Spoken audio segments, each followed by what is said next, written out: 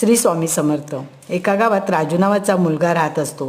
राजू खूप हुशार आणि मेहनती मुलगा असतो।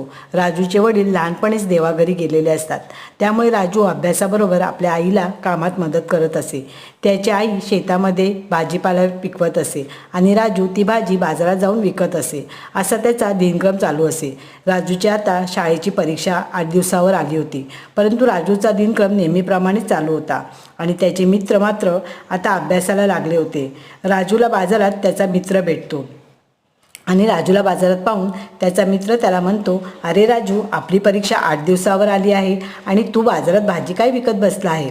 तेव्हा राजू त्याला म्हणतो, अरे, आपली परीक्षा 8 दिवसाच्या अभ्यासावर नाही तर वर्षभराच्या अभ्यासावर आहे आणि मी वर्षभर नियमित अभ्यास केलेला आहे।